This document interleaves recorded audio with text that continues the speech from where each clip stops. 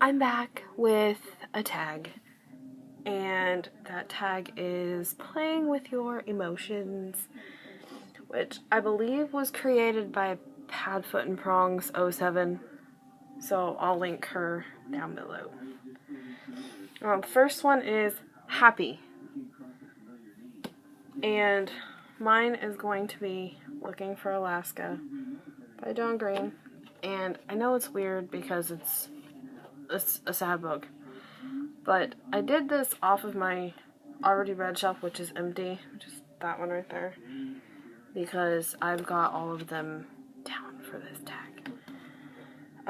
I do have others that I've read that probably fit this, but I don't have the book because I didn't particularly care for it or something.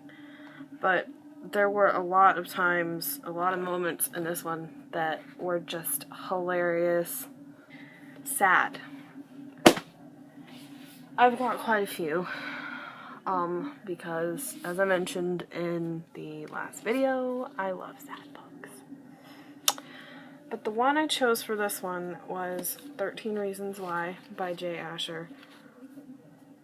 This is my favorite book, like, ever. It makes you think about what you say to people. You could be responsible for someone else's actions without even really knowing that you are. The next one is Angry. The one I chose for this is My Sister's Keeper by Jodi Picoult. It's not necessarily the book that made me mad. It's the way they treated Anna, like what she was basically like made for, like why she was born, that really just upset me. And the next one is Nostalgic, and I'm also going with My Sister's Keeper. But I remember being in the back of his truck, or his 4x4, reading this after we went to Walmart and my mom bought it for me. I can remember being in his back seat reading it while we were going through our local, like, forest park thingy, like wildlife park. And I love going on rides. Like, I really, honest to God, do. So there's that one. The next one is Scared. I couldn't narrow it down because I'm an idiot. The first two that came to mind are Damon Hall by Andrew Nance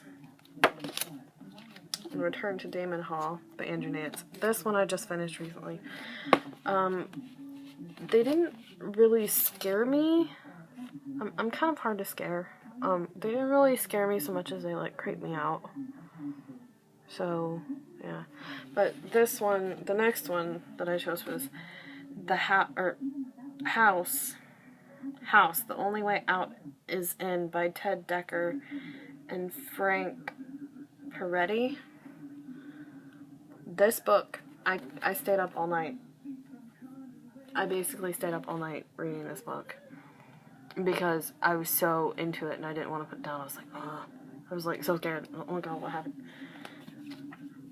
And the next one is Surprised, which the one I chose for that one is What's Left of Me by, what's her name? Kat Zhang. Or I guess is how you say that. Yeah. I don't know how I should pronounce it.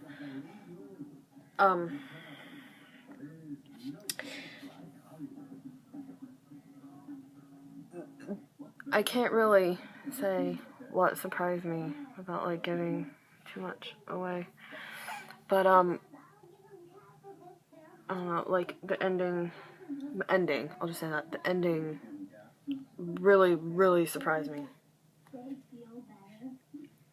Disappointed. Now, this overall, it was a good book, and I was into it, and I read it, Like, I couldn't put it down. Like, I didn't stop reading it because I was so enthralled with the world that she created.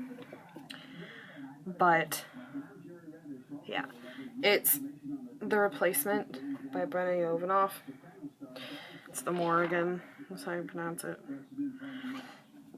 But I absolutely loved her. I love the description of her and the description of the world and everything, and I was so disappointed that there wasn't more of it. Like, he literally spent, like, maybe a third of the book in it. Distressed. This one, I'm gonna go to, again, 13 Reasons Why by Jay Asher. Why did it distress me? It distressed me to see Clay's pain, to see how he felt for Hannah. Like, it distressed me to know that he felt so strongly for her and that he was so sad and so tore up about Hannah killing herself, and yeah. And the last one is Confused.